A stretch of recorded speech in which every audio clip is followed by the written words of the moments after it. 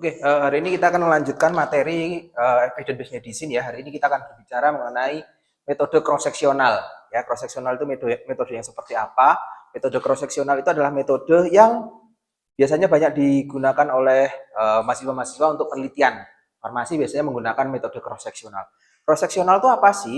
Jadi yang namanya cross-seksional itu dari bahasa Inggris adalah artinya potong lintang. Kalau dalam bahasa Indonesia artinya potong lintang. Jadi kalau kita mempunyai sesuatu, misalkan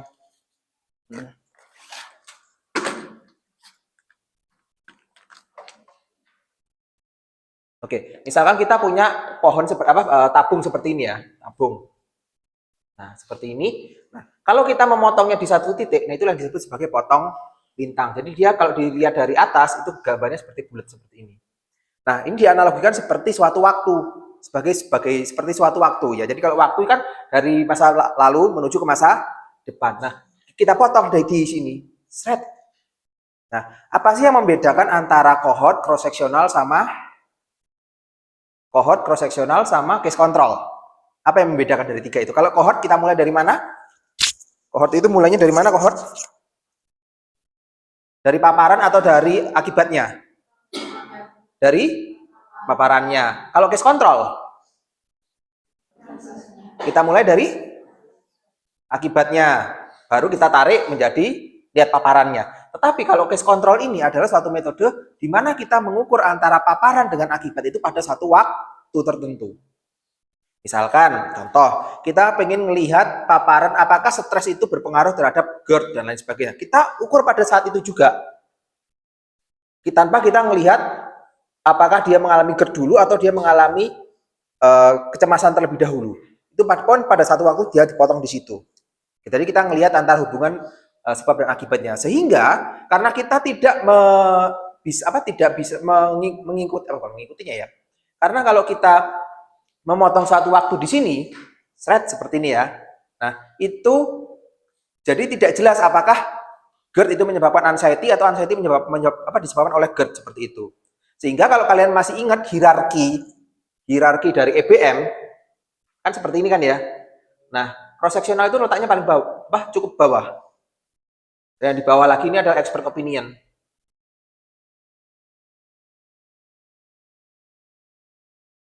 Jadi letaknya dia itu paling rendah standarnya. Kalau mau digunakan sebagai rujukan seperti itu. Nah, cross-sectional is a study from observational study that involve collecting data from target population at a single point in time. Jadi dia mengoleksi datanya, mengumpulkan datanya pada satu waktu tertentu. Loh, Pak, tapi kan saya mengambil datanya kan selama 1 bulan. Iya, kita mengambil datanya pada 1 bulan itu pada satu waktu tertentu. Itu disebut sebagai cross-sectional. Walaupun kita ngambil datanya itu 1 tahun, satu bulan, tetapi kalau kita mengikuti pada saat kita mengambil antara sebab dengan paparannya itu dalam satu waktu, itu disebut juga sebagai cross-sectional. Seperti itu. Nah, this methodology is particularly useful ya for assessing the true burden of a disease or health needs of population. Cross-sectional study are therefore useful for planning the provision and allocation of health resource. Most government survey conducted by National Center for Health Statistics are cross-sectional study. Jadi kalau kalian pernah membaca penelitian namanya Riskesdas enggak? Atau riset kesehatan dasar. Ya kan? Nah, nanti kalau yang penelitiannya klinis-klinis mesti ketemu sama Riskesdas, apalagi penyakit-penyakit yang umum.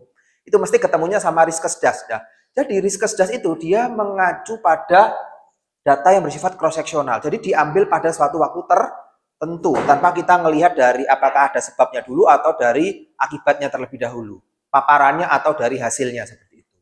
Nah, dibandingkan dengan informasi dari from a routine hospital ya, primary care health record data collected from cross-sectional study are systematically collected and less subject measurement bias. Jadi data dibandingkan dengan data yang berasal dari rumah sakit atau puskesmas, data yang diambil dengan menggunakan cross-seksional itu secara sistematik dikumpulkan dan datanya itu dia memiliki bias yang lebih sedikit karena ada kalau kalian pernah kemarin di metodologi penelitian ada namanya kriteria inklusi dan eksklusi. Masih ingat kriteria inklusi eksklusi? Kasih ya. Jadi kalau nanti yang bimbingan skripsi sama saya itu penting sekali karena apa? Karena itu untuk mengambil datanya dalam mengambil data supaya kita tidak salah mengambil data. Kayak analoginya seperti peternakan kemarin, ya. Data yang dikumpulkan termasuk kuesioner. Jadi kuesioner itu juga merupakan suatu model pengumpulan data, ya. Medical examination dan interview adalah metode pengumpulan data. Sementara kuesioner itu relatif lebih murah daripada kita harus menginterview. The response rate usually lower. Jadi kalau misalkan menggunakan kuesioner itu dia relatif lebih murah dibandingkan dengan interview dan biasanya respon rate-nya itu relatif lebih rendah. Makanya itu kalau kuesioner itu sebaiknya menggunakan penyebarannya itu di berapa kuesioner yang kalian sebarkan, berapa yang balik dan utuh. Nah, itu juga harus dituliskan. Itu yang disebut sebagai respon rate. The short study sample are required when using a questionnaire. Jadi, kalian menggunakan kuesioner itu jangan sampai kuesioner pasiennya cuma 10, 20. Karena apa? Karena masih banyak bias yang mungkin terjadi. Jadi kalau misalkan menggunakan kuesioner setidaknya itu 50 ke atas lah. 50 up. Seperti itu untuk penelitiannya. Jangan sampai penelitiannya itu cuma 10. Kan kalau cuma 10 kan ya rata-rata kesimpulannya bisa sangat bias sekali seperti itu. Nah, ini. Cross-sectional study are good at discovering people with a disease who do not previously sought any medical advice. Ya, metode cross-sectional itu sangat baik dalam menemukan ya orang-orang dengan penyakit yang tidak melihat saran medis sebelumnya.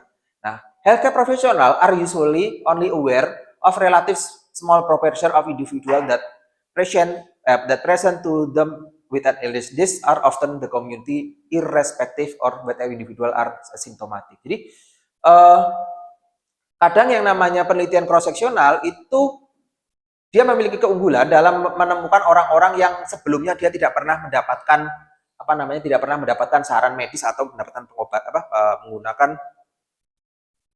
istilahnya lupa. Yuk masuk mendapatkan ya ini medical advice ini sought any medical advice seperti itu.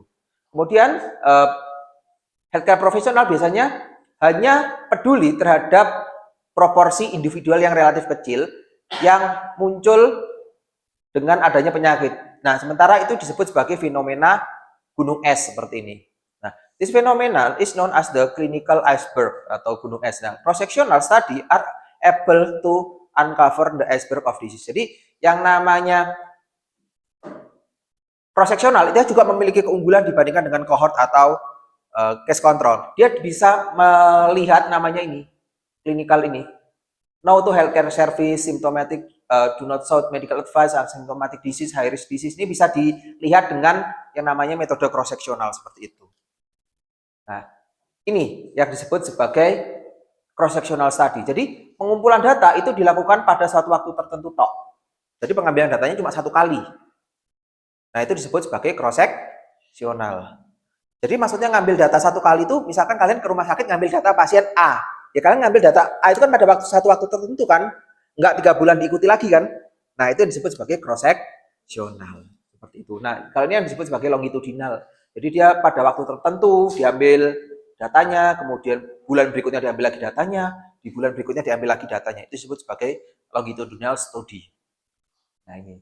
Descriptive cross-sectional study are used to measure prevalence and distribution of a disease in defined population. Jadi deskriptif cross-sectional itu bisa digunakan untuk mengukur prevalensi. Prevalensi tahu ya prevalensi suatu penyakit dan distribusi suatu penyakit pada kelompok yang defined population. Jadi populasi yang sudah ditentukan, misalkan populasi anak-anak, populasi geriatri, populasi pasien diabetes dan seterusnya. Contohnya kalau misalkan orang yang mengalami retinopati pada populasi diabetes, berarti berapa persen itu yang bagus menggunakan deskriptif cross-sectional. Prevalence can be assessed at a single point in a time. Jadi dia bisa prevalensinya itu bisa dinilai pada suatu poin tertentu. Nah, poin prevalence. For sebagai contoh adalah random sample of medical school across London were selected to measure prevalence of burden of depression among medical student. Jadi kita bisa menilai pada suatu waktu tertentu berapa sih prevalensi antara depresi pada kelompok mahasiswa kedokteran di London. Nah, itu kita bisa menilai dengan menggunakan metode cross-sectional seperti itu.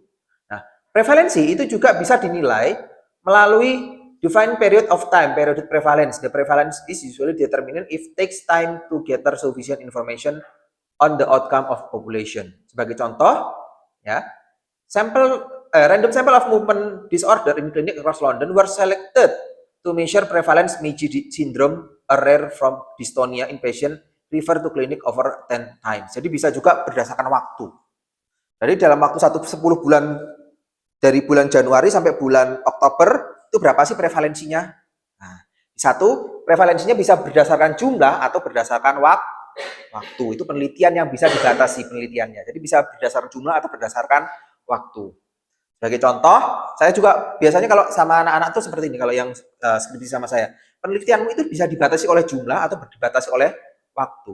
Nah, kalau penelitianmu jumlahnya banyak, ya, jumlahnya banyak, maka gunakanlah berdasarkan jumlah sampel. Kalau misalkan jumlah sampelnya banyak, ya ambil 10. Misalkan kita 100, ya udah kita ambil 100. Tetapi kalau jumlah sampelnya sedikit, maka bisa kita panjangkan durasi apanya? Durasi pengambilan datanya. Bukan durasi pengambilan datanya ya, jumlah pasien yang dirawatnya. Misalkan pasien yang dirawat pada Januari sampai dengan Desember 2023. Ya, ini jumlahnya sangat sedikit sekali, dalam 1 tahun mungkin cuma ada 23 kasus. Kan itu kecil kan? Nah, kalau kecil maka bisa kita lakukan apa? Kita perpanjang durasinya jadi menjadi 2 tahun atau 3 tahun seperti itu. Ini karena ini random sampelnya ini jumlah sampelnya sangat kecil sekali. Kalau kita cuma 1 tahun tok, pasiennya 23, maka kelemahannya adalah tingginya angka biasnya terlalu tinggi. Sehingga yang paling baik adalah memperpanjang durasinya untuk meningkatkan jumlah sampelnya. Seperti itu. Nah, ini analytical cross-sectional study are used to investigate. Ya, jadi di sini ada namanya deskriptif, ada namanya analitik. Kalau deskriptif kita hanya mendeskripsikan saja. Mendeskripsikan berapa banyaknya, berapa prevalensinya, itu disebut sebagai deskriptif. Sederhananya kalau deskriptif itu hanya cuma satu variabel. Ya, itu cuma satu variabel itu disebut sebagai deskriptif. Kalau 2 baru disebutlah sebagai analitik. Jadi kalau kalian baca skripsi kakak tingkat yang minimal ada 2 variabel, misalkan ada usia, jenis kelamin, kita kaitkan dengan kejadian depresi. Itu kan berarti ada 2 variabel kan? Nah, itu bisa disebut sebagai analitik. Nah, ini. Analytic cross-sectional study are used to investigate the interrelationship between a variable of interest. Sebagai contoh adalah target populasi itu yang dapat disampling itu could be sampled to determine the characteristic of the patient with ischemic heart disease. Jadi karakteristik pasien ini misalkan antara usia, jenis kelamin, kelompok etnis dan lain sebagainya dengan ischemic heart disease itu disebut sebagai analitik. Jadi ada 2 variabel yang kita cari hubungannya. Apakah kelompok karakteristik pasien ini berpengaruh terhadap kejadian IHD? Apakah kejadian misalkan lagi apakah pola makan itu berpengaruh terhadap GERD dan lain sebagainya? Itu bisa seperti itu. However, a valid conclusion about strength of the association between putative risk factor and particular disease outcome are limited. Nah, this primarily because the disease status is not measured at the same time at the exposure status. Seperti itu. Jadi konklusi yang valid terkait dengan kekuatan hubungan antara faktor resiko dengan penyakit yang dihasilkan itu terbatas. Karena apa? Karena this is primarily because of the disease status is measured at the same time of exposure status. Jadi dia diukur berdasarkan pada waktu tertentu, sehingga itu menjadi kelemahan dari metode cross-sectional. Jadi pada saat tertentu dia diukur bersamaan, jadi kita tidak bisa menentukan limit kesulitan untuk melihat apakah misalkan pola makan berpengaruh terhadap GERD. Misalkan pada saat waktu waktu dia disurvei, dia lupa makan. Nah, kemudian muncul sakit perut, muncul rasanya tidak nyaman di perutnya, bisa jadi kan itu menjadi bias kan, seperti itu. Itulah menjadi kelemahan dari cross-sectional. Nah, Ini adalah yang bias tadi, bukan bias ya, metode cross sectional secara umum. Jadi di sini ada target populasi. Target populasi ya misalkan ya populasinya kelompoknya siapa. Kemudian kita random sampling nih. Kita sampling, kita acak A, B, C, D, E, F, G, kita acak nih. Seperti itu. Nah, itu disebut, kemudian ada namanya studi population atau disebut sebagai populasi studi. Nah, kemudian ada yang namanya studi sampel. Dari yang namanya populasi itu kita ambil lagi. Kita ambil lagi sampai muncul yang namanya studi sampel. Sampelnya itu berapa dari populasi itu. Nah, di sini ada yang tidak menjadi responden karena kita buang datanya. Kita buang dari penelitian. Karena apa? Misalkan dia tidak memenuhi kriteria inklusi eksklusi. Dia tidak mau ikut penelitian kita. Itu kan harus dibuang kan? Sehingga yang ada di sini adalah kelompok sampelnya ini, kelompok sampel.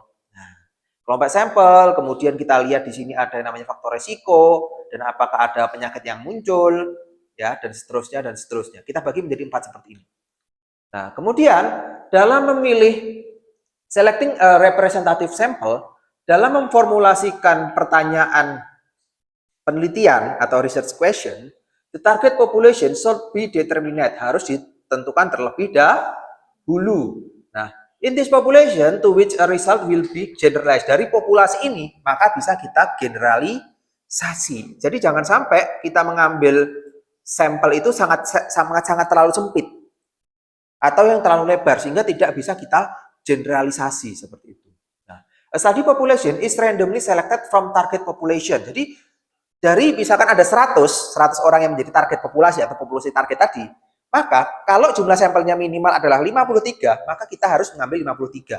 Mengambilnya bagaimana? Harus kita ambil secara acak. Nggak boleh kita ngambil, oh ini karena dia aku kenal, aku ambil. Itu nggak boleh.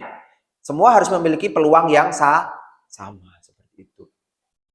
Nah, the study population should be representative sample from the target of population and includes all individuals who are invited to take part in the cross-sectional study. Nah, kemudian berikutnya, jumlah sampel should be large enough to ensure that the prevalence calculated has adequate precision. Jadi, jumlah sampel itu ya harus kita gunakan, harus kita cari semaksimal mungkin, sebanyak mungkin, supaya apa?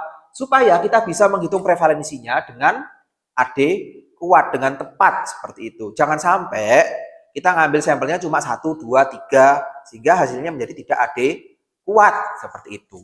Contoh, kita pakai simpel aja. Siapa yang di sini suka wisata kuliner? Semua kayaknya suka ya? Oke. Kalau ada suatu rumah makan, atau suatu tempat makan, ngomong makanannya enak, tapi yang ngomong cuma 1 orang. Sama, rumah makan ini bilangnya nggak enak, tapi yang ngomong 100 orang. Pilih mana? Lebih percaya yang mana? 100 orang. Itulah disebut sebagai adequate precision-nya itu. Presisinya lebih akurat. Sehingga hasilmu itu nanti bisa lebih valid, seperti itu. Nah, itu disebut sebagai, kenapa harus ada namanya jumlah sampel minimal. Kalau jumlah sampel minimalnya ada 300, ya udah ambil 300. Ya, kemarin ini aku lagi bimbing kakak tingkat kalian, dia melakukan penelitiannya sederhana, sebenarnya sederhana. Dia pengen melihat apakah faktor-faktor resiko terhadap kejadian GERD pada mahasiswa, ya kan? Itu sebenarnya cuma gampang, sederhana, nyebar kuesioner tok. Iya kan? Tetapi yang menjadi masalah, bukan menjadi masalah ya, menjadi tantangannya, keterbaruannya apa? Dia menggunakan mahasiswa se-Malang Raya. Jadi dia harus nyebar kuesioner se-mahasiswa yang berkuliah di Malang Raya ini. Jumlah mahasiswa yang kemarin dilihat dari data adalah sekitar 330.000 mahasiswa di Malang Raya. Apakah 330.000 kita ambil semua? Nah, itulah yang dimaksud namanya sampling. Kita hitung. Ternyata jumlah sampelnya ada 330 minimal. 330 itu dia harus memenuhi semua kriteria inklusi eksklusi yang kita gunakan.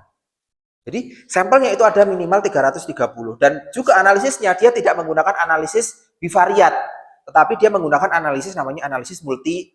variat. Itu lain lagi ceritanya. Itu yang terbaruannya. Ya mungkin penelitiannya sih simple, ya kan? Cuma melihat apakah misalkan frekuensi makan dalam sehari berpengaruh terhadap GERD. Apakah minum rokok, apakah minum kopi juga berpengaruh terhadap kejadian GERD dan lain sebagainya. Kan cuma simple aja. Tetapi yang menjadi wahnya di sini adalah dia menganalisisnya terhadap mahasiswa Semalang Raya. Sehingga dia kalau Semalang Raya kemungkinan bisa kita generalisir untuk mahasiswa seluruh Indonesia seperti itu. Ya. Jadi sampel itu juga menjadi suatu hal yang penting. Kadang mahasiswa sok nawar. Nawar kadang mahasiswa. Pak, jumlah sampelnya berapa, Pak? 30 ya, Pak ya? Ya enggak iso no. Jumlah populasimu berapa? Sekian, Pak. Kalau dihitung jumlahnya berapa? Misalkan 100, ya enggak boleh kamu ngambil 30, karena kalau ngambil 30 itu tadi seperti analoginya adalah rumah makan tadi. Kan seperti itu. Nah, having excluded all individual from study population who are not responder, we are left with study sample. Oke. Nah, berikutnya ada yang namanya prevalence. Nah, dalam menganalisis prevalensi, kita bisa menggunakan tabel 2x2 untuk mensummarize atau meringkas jumlah yang terpapar dan yang tidak terpapar, yang memiliki penyakit atau tidak memiliki penyakit, sehingga kita bisa menghitung the main outcome, ya. The main outcome measure estimated from a cross-sectional study is the prevalence of disease population. Jadi kita bisa menggunakan format seperti ini. Berapakah yang dia terpapar tetapi dia memiliki penyakit, terpapar memiliki penyakit, dan seterusnya. Nah, kemudian kalau untuk prevalensinya kita bisa menggunakan rumus seperti ini. Jumlah kasus dari suatu penyakit dalam sampel study at a single point in a time sama dibandingkan dengan jumlah pasiennya. Jadi kalau misalkan adanya, misalkan seperti ini, exposure sama penyakit. Apakah paparan rokok muncul, apakah rokok itu berpengaruh terhadap kejadian GERD? Ya kita lihat, paparannya merokok, kejadian GERD. Kita lihat ini, jumlahnya berapa? Misalkan angkanya 35. 35 dari totalnya ini 100, berarti kan 35%. 35/100. Nah, itu yang disebut sebagai prevalensi. Itu yang disebut sebagai prevalensi. Yang kita ngitungnya seperti ini. Nah, itu yang disebut sebagai deskriptif. Kan sederhana kan, deskriptif. Prevalensinya berapa? Kok cuma ya mungkin anak SD aja bisa seperti ini. Tetapi yang kalau untuk perkuliahan, maka dari awal sampai akhir kalian harus nyiapin ini. Gimana? Udah siap PKL? Nggak siap, Pak.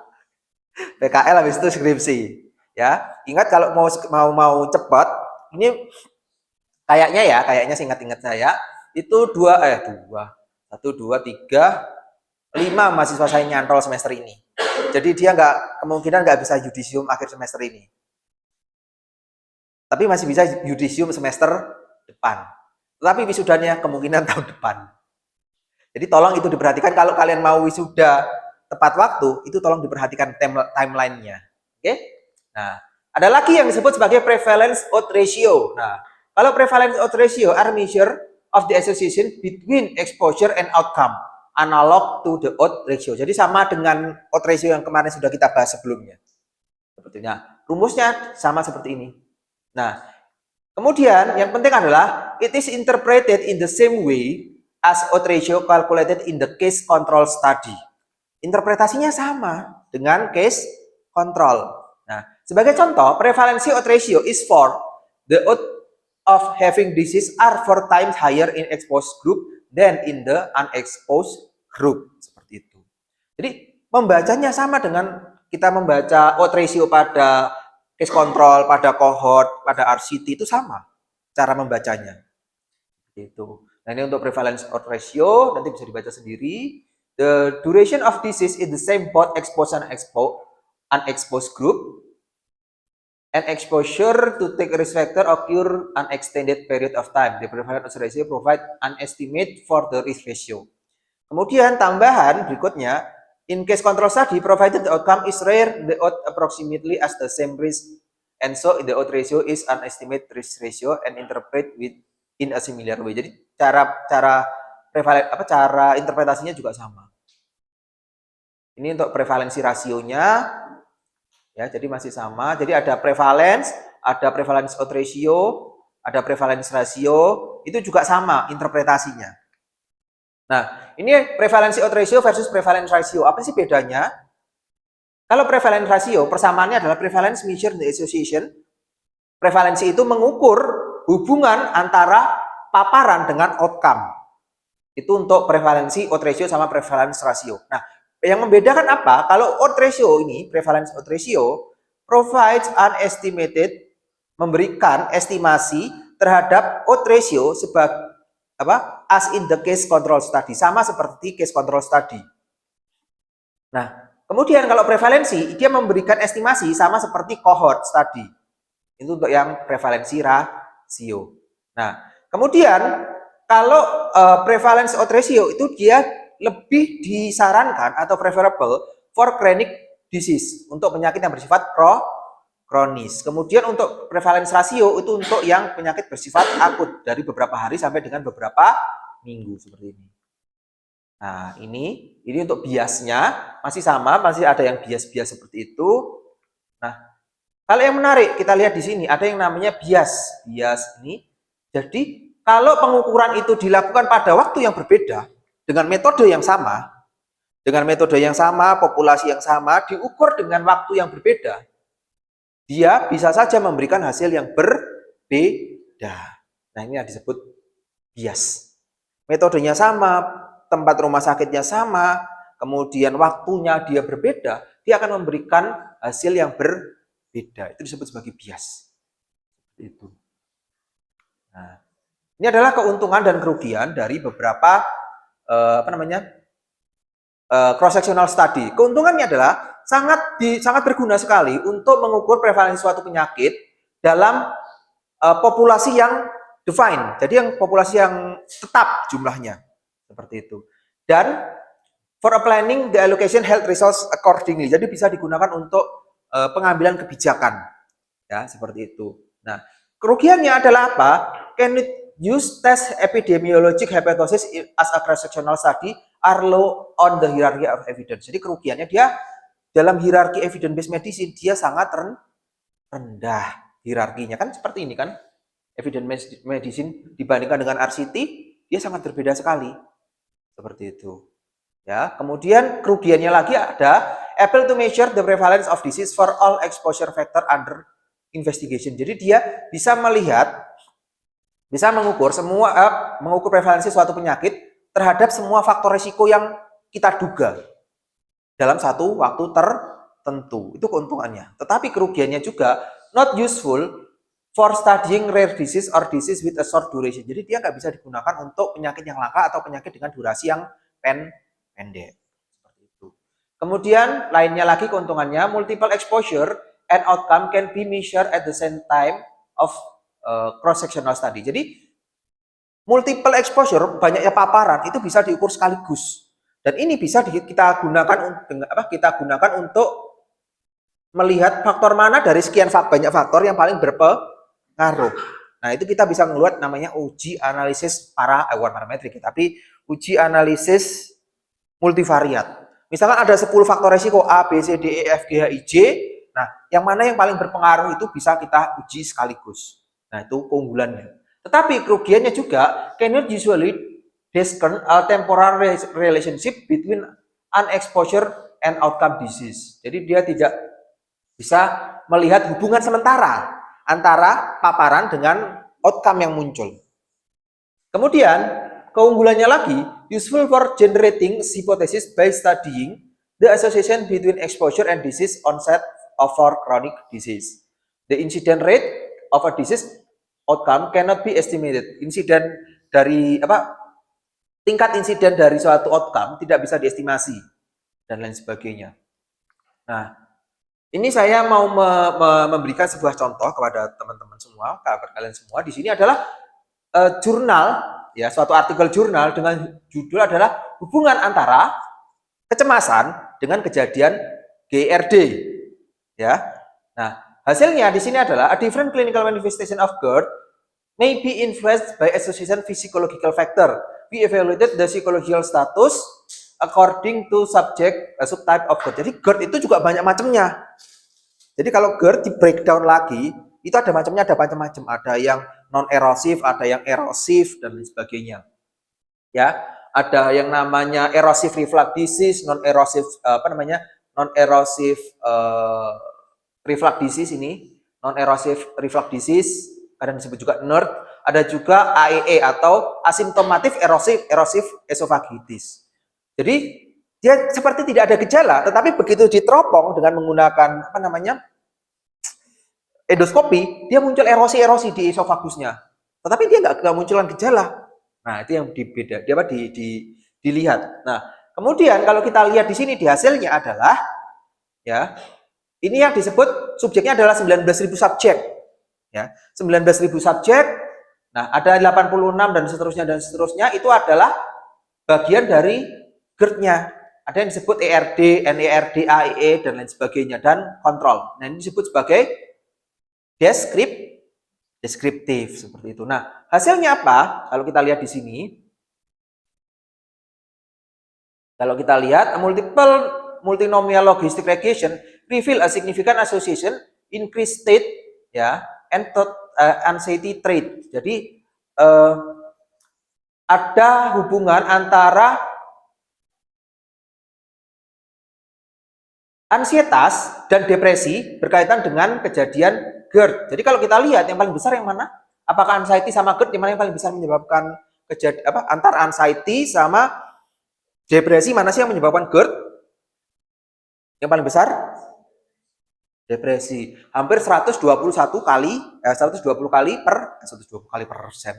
121% dia meningkatkan resiko mengalami GERD. Jadi jangan depresi. Harus bahagia. Ya, seperti itu. Nah, kalau kita lihat di sini yang paling lihat with NERD. Kemudian ERD shown the significant association with a state anxiety. Jadi erosive mana tadi ERD ini? ERD, erosive reflux disease itu bisa berhubungan dengan kejadian state anxiety dengan nilai 2,2. OR-nya 2,2 atau 120 kali lipat 120 kali lipat. Ya, 120% dia menyebabkan kejadian ERD ini, menyebabkan GERD ini tadi. Nah, kalau kita lihat di sini mana perbedaannya? Ya, di sini cara membacanya adalah seperti ini. Antara kontrol dengan ERD atau erosive reflux disease. Di sini adalah skor dari depresi. Berbeda atau enggak di sini? Berbeda. Antara kontrol dengan ESRD itu dia ternyata berbeda. Nah, ini juga bisa meningkatkan depresi semakin tinggi depresinya, maka karena juga akan semakin tinggi kejadian GERD-nya seperti itu. Nah, kemudian kalau ENRD atau non-erosive reflux disease dengan kontrol itu dia ternyata juga signifikan. Kalau kita lihat di sini. Iya kan? Nah, kalau NERD itu juga berpengaruh terhadap GERD-nya juga, kejadian GERD-nya juga, dan dia signifikan. Nah, erosive reflux disease sama non-erosive itu juga berbeda secara signifikan berkaitan dengan kejadian kejadian dari depresinya itu, dia juga berpengaruh terhadap kejadian GERD-nya, baik itu yang ERD maupun ERD maupun NERD seperti itu. Nah, kalau AEE itu ternyata pun walaupun kelihatannya tipis ya ini ya, kelihatannya tipis bedanya, tapi ternyata beda signifikan loh antara kontrol dengan AEE, asymptomatic erosive reflux. Ya, AEE itu tadi bentuknya apa sih? Erosive esophagitis seperti itu. Walaupun dia kelihatannya tipis-tipis, tapi ternyata dia berbeda signifikan. Jadi kalau stres, ya udah mesti menjadi masalah, menjadi suatu faktor terhadap munculnya suatu GERD seperti itu ya. Dan ini pun juga sama. Kalau kita lihat di sini ada yang namanya, kalau di sini dibaca ada namanya state anxiety sama trait anxiety. Jadi kalau yang ini adalah ansietas yang muncul, kalau ini ada ansietas yang muncul karena munculnya suatu ancaman dalam tanda kutip seperti itu. Nah, kemudian, ini kalau kita lihat dari multinomial logistic regression ya, multinomial regresi logistik regresi, faktor mana sih yang berpengaruh terhadap kejadian GERD? Iya, gue mau cone. Gimana bacanya itu? Nah, misalkan usia deh, kita lihat pertama usia dulu. Usia,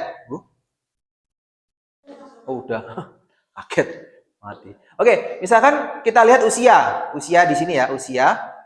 usia, ERD, kemudian NERD sama AEE. Signifikan semua enggak?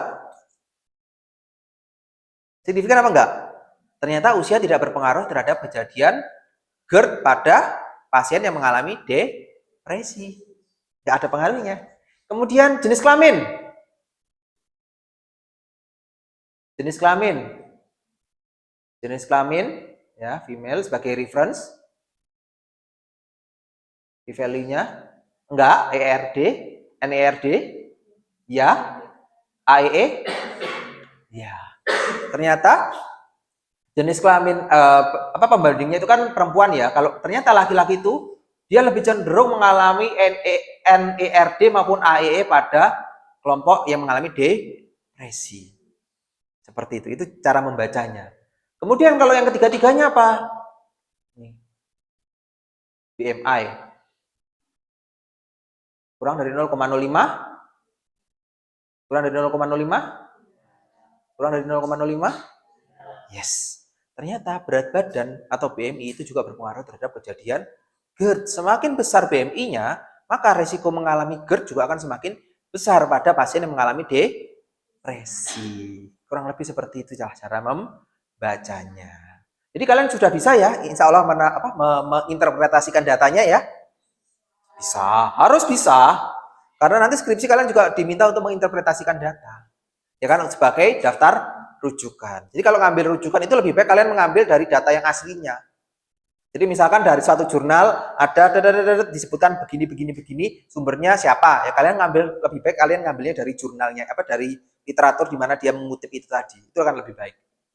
Untuk meminimalisir kesalahan. Nah, kemudian alcohol use. Smoking dulu deh. Smoking berpengaruh signifikan? Signifikan?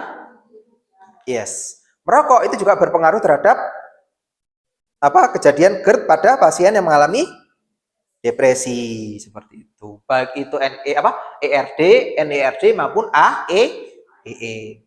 Kemudian merokok. Rokok, coba dilihat merokok mana yang paling berpengaruh? Ketok ya tapi ya. Merokok, alcohol use.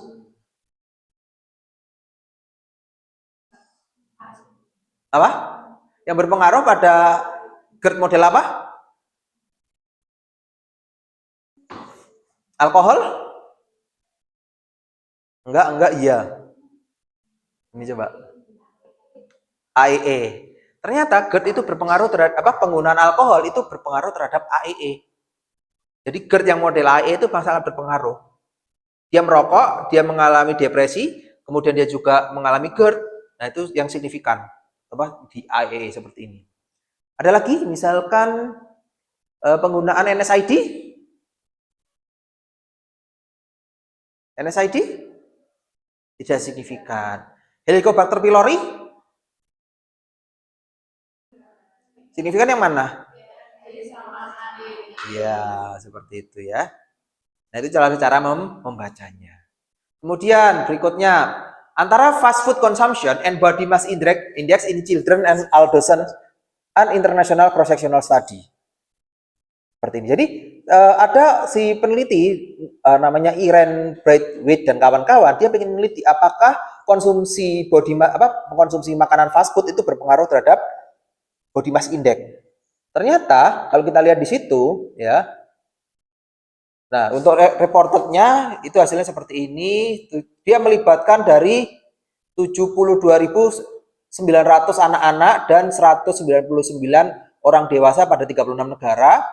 Kemudian provide frequent and very frequent fast food consumption was reported 23 dan 4 itu pada anak-anak dan 39% pada dewasa secara berturut-turut. Nah, anak-anak dengan frekuensi sering dan sangat sering itu memiliki had a BMI that was 0,5 and 0,22 higher than those in the infrequent group. Jadi kalau kelompok yang sering dan sangat sering ternyata dia memiliki BMI lebih tinggi 0,15 per kilogram per meter square sama 0,22 kilogram per meter square dibandingkan dengan kelompok yang tidak sering.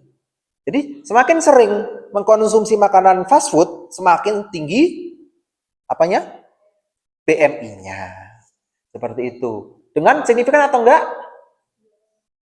Signifikan secara statistik pun.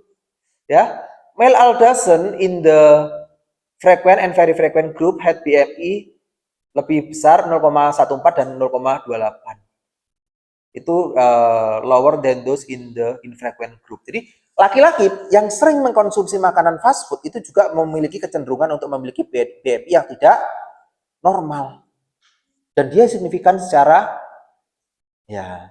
Female aldosterone in infrequent and very frequent group has BMI that was 0,9 lower than those in infrequent. Jadi perempuan, untungnya ini perempuan, walaupun dia makan fast food lebih sering, tetapi ternyata BMI-nya dia tidak meningkat secara signifikan, malah lebih rendah. Loh, unik ya hasil penelitiannya. Nah, inilah yang bisa kalian gunakan sebagai, kalau misalkan nanti kalian bingung-bingung skripsi, kalian bisa mencari judul-judul atau keterbaruan dari jurnal-jurnal yang sudah ada, dari penelitian-penelitian kakak tingkat kalian yang sudah ada. Kalian kembangkan. Tuh, hasilnya kok seperti ini ya? Kan itu menimbulkan suatu pertanyaan kan, memunculkan question mark kan, tanda tanya kan. Nah, apa ini ya? Nah, barulah bisa kita cari berikutnya. Seperti itu. Nah, ini ada hasilnya.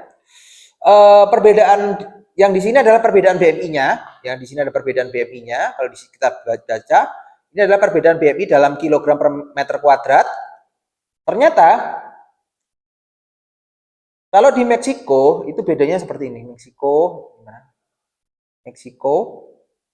Ya, kita lihat Indonesia, Meksiko mana Meksiko tadi. Meksiko seperti ini. Ya, ternyata ada perbedaan BMI yang berbeda seperti itu. Kalau pada Indonesia, ini pada anak-anak, kemudian pada dewasa, ini yang aldosen pada orang dewasa, overall-nya ternyata rata-rata sekitar 79% itu sering mengkonsumsi mengkonsumsi makanan fast food, ya, dibandingkan dengan Indonesia yang ternyata makan fast food-nya relatif lebih rendah. Ternyata hanya 13% seperti ini. Perbedaannya ya secara keseluruhan kalau kita lihat di sini, nih perbedaannya minus seperti ini. Nah, ini adalah hasil dari hubungan antara fast food consumption and BMI of study participant. Nah, kalau pada anak-anak kita lihat di sini estimated mean BMI infrequent ya, food consumption adalah 16. Kalau pada anak-anak frequent dia bisa meningkatkan BMI-nya sampai 0,15. Kalau pada yang sangat sering itu bisa sampai ke 0,22 kilogram per meter square. Nah, kalau pada dewasa seperti ini, ya ini aldosen ini pada dewasa, BMI-nya rata-rata sudah 20, ya. Kalau pada laki-laki, kemudian pada perempuan adalah 19,98. Nah, ini ternyata frekuensi, kalau yang frekuensi itu malah lebih rendah kalau pada dewasa. Pada dewasa juga menjadi lebih rendah seperti ini. Pada pria maupun pada wanita. Ya, seperti itu. Dan dia signifikan secara statistik. Jadi ini juga ada perlu dibaca. Signifikan atau enggaknya. Nah, ini adalah contoh yang terakhir. Ya, depression among elderly, a cross-sectional study in urban community. Jadi jangan dikira depresi itu ada penyakitnya anak muda doang. Enggak. Ternyata orang-orang yang sudah sepuh itu juga mengalami depresi. Tapi biasanya nggak nampak. Ya, orang-orang yang sudah sepuh itu juga rentan loh mengalami depresi, tetapi ini masih belum ngehits. Penelitian-penelitian orang-orang depresi pada lansia itu masih belum ngehits di Indonesia. Tapi kalau kita lihat di sini ternyata apa? Ini loh. Prevalensinya muncul nggak? Prevalence of depression was found 75,5%. Bandingkan sama anak muda, berapa prevalensinya? Sama aldosen di Indonesia prevalensinya berapa? Ternyata orang-orang sepuh yang kelihatannya hidupnya sudah nyantai-nyantai aja, ya kan? Ternyata juga rentan loh mengalami depresi.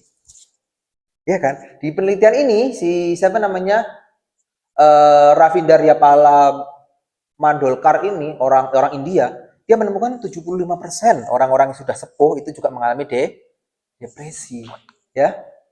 Dan ternyata out of the total individual with depression, mild depression was found in present 84,97%.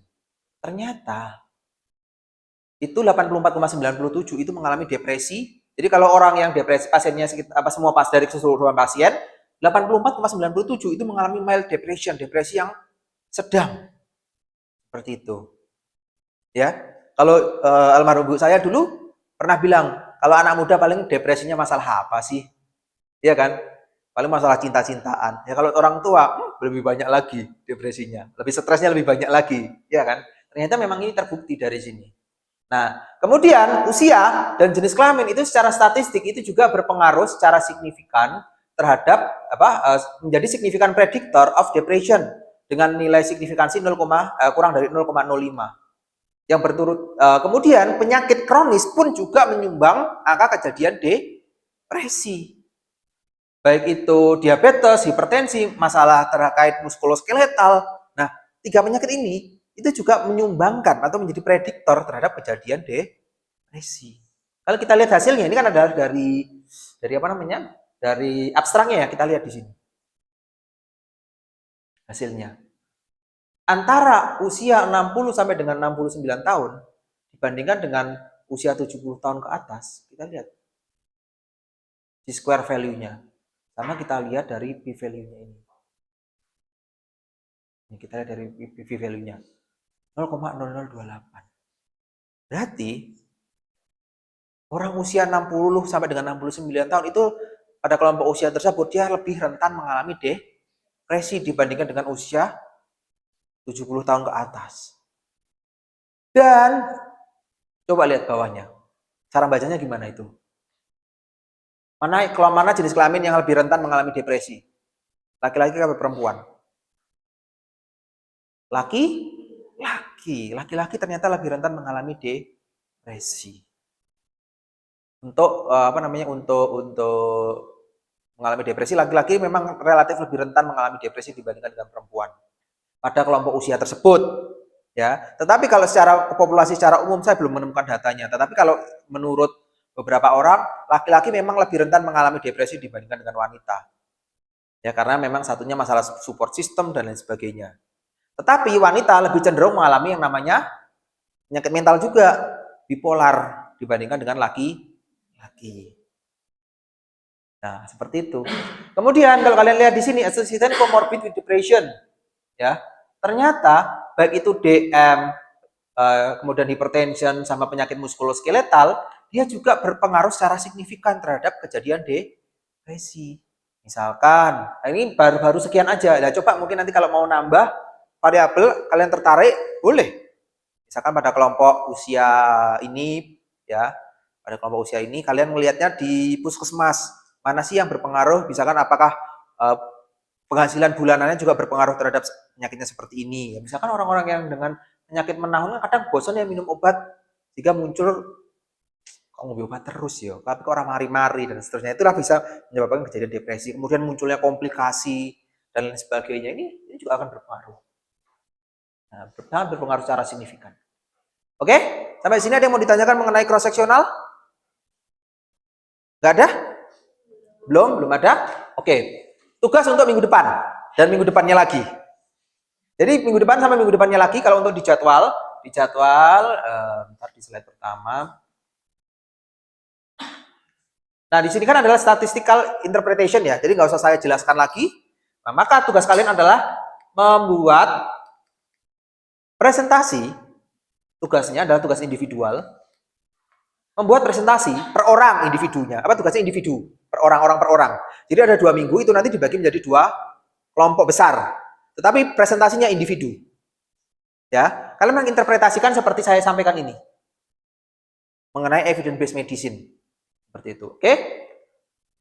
Nah, individual presentation, the scientific article. Tenang, artikelnya sudah saya siapkan. Jadi kalian nggak perlu nyari sendiri. Artikelnya sudah saya siapkan. Ya, maksimum slide-nya 5. Ojo akeh-akeh. Oke? Dan 1 orang maksimal 7 menit presentasi. Jadi nanti ketua kelasnya, siapa ketua kelasnya? Hah? Ya wes, Esther. Ya nanti Esther, kita tempatkan semua PowerPoint-nya itu dalam satu komputer. Jadi tanpa perlu ngeset lagi. Semua presentasinya dimasukkan ke dalam PowerPoint. Saya harapkan semuanya besok minggu depan sudah mengumpulkan ke Ester. Semuanya. Jadi harus presentasi. Dan presentasinya akan diacak. Oke? Jadi dalam satu kelas kan ada sekitar 27 ya. 27 orang dibagi 2, 1, 2, 6. Satu kelompok sekitar 13. Satu hari ada sekitar 13 orang maju. Siapa yang maju? Acak. Ya, nanti diacak aja ya. Nanti akan diacak aja dan PowerPoint bukan PowerPoint-nya ya. Materinya itu pun juga akan diacak. Jadi nanti saya emailkan ke Esther materinya apa, nanti diacak, tolong dikoordinasikan dengan teman-temannya. Jadi materinya apa, acak, siapa yang maju duluan juga diacak. Nah, dalam 5 slide ini harus memuat yang pertama adalah title, judulnya apa, kan tinggal di screenshot aja. Kemudian objektif atau aim-nya dari penelitian tersebut apa? Ya, tujuan ya sama seperti ini. Kalau kalian lihat di sini background-nya. Objective to assess the burden of depression among elderly in urban field practice of medical college and study association of depression with various socio-demographic variable and comorbidity. Itu adalah aim-nya. Jelaskan maksudnya apa. Ingat, sekali lagi ini namanya presentasi. Kalau presentasi tidak boleh membaca. Kalian harus menyampaikan. Kalau ditampilkan seperti ini boleh, silahkan. Oke? Kemudian hasilnya apa? Ini yang perlu kalian jelaskan. Hasilnya apa? Hasil dari penelitian itu apa? Hasil dari artikelnya itu apa? Kemudian kelebihan dan kekurangannya dari artikel tersebut apa? Jelaskan. Ya. Sama yang terakhir, apakah artikel ini bisa digunakan dalam setting klinis? Dalam setting klinis seperti itu. Oke? Nah, itu adalah tugasnya. Nah, untuk slide-nya, untuk materinya sudah saya siapkan, nanti akan saya kirim ke Esther.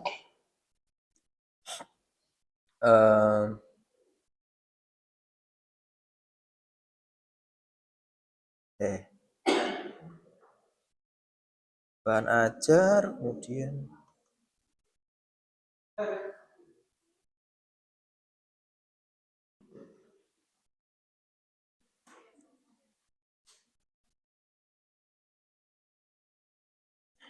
nah, ini adalah jurnal-jurnalnya, nanti bisa kalian lihat ada sekitar 27. Jadi satu orang dapat satu jurnal. Satu orang satu jurnal ya. Satu orang satu jurnal, satu kali maju dalam minggu depan maju 13 orang. Siapa yang maju duluan? Acak. Seperti itu. Oke? Dan ini akan saya gunakan sebagai salah satu kuis besar. Kemarin sama Bu Anissa sudah banyak kuisnya ya. Ya, jadi ada satu kuisnya nanti saya ambilkan dari sini. Ya. Ya, kita lihat aja dulu contohnya, misalkan ada yang penelitiannya RCT. Nah, ini RCT dapagliflozin terhadap left ventricular hypertrophy pada pasien dengan tipe 2 diabetes. Ada lagi contohnya, ini adalah efek dari vitamin D terhadap tekanan darah dan hipertensi pada populasi umum. Suatu update dari meta-analisis cohort study and RCT. Nah, di sini kan sudah ada kan? Nah, ini akan saya gunakan seperti itu. Jadi matriksnya, ini SD change-nya, nanti dijelaskan, oh ini ada hasilnya seperti ini, ini seperti ini. Ingat maksimal 5 slide, jangan lebih. Seperti itu. Kalau mahasiswa bimbingan saya, skripsi, biasanya juga saya todong seperti itu. Nggak boleh, presentasi nggak boleh lebih dari 15 slide. Nah, ini kemudian ini sleep problem pada kelompok wanita hamil, ya kelompok hamil, wanita hamil. Ini bagaimana nanti bisa dibaca tersendiri. Oke, sampai di sini ada yang mau ditanyakan? Oh, yang telat tadi siapa namanya? Yang telat tadi? Dewi. Oke.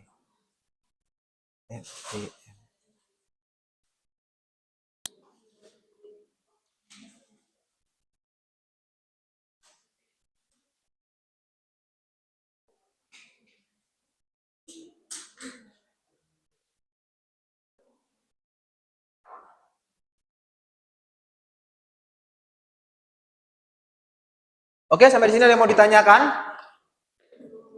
Belum ya? Kalau nggak ada, kita cukupkan ya pertemuan kita pada siang hari ini. Terima kasih atas perhatiannya. Tadi kita memulai dengan berdoa, maka kita akhiri juga dengan berdoa. Berdoa menurut agama dan pandangan kita masing-masing, dipersilahkan. Berdoa selesai. Oke, terima kasih semuanya. Selamat pagi. Terima kasih.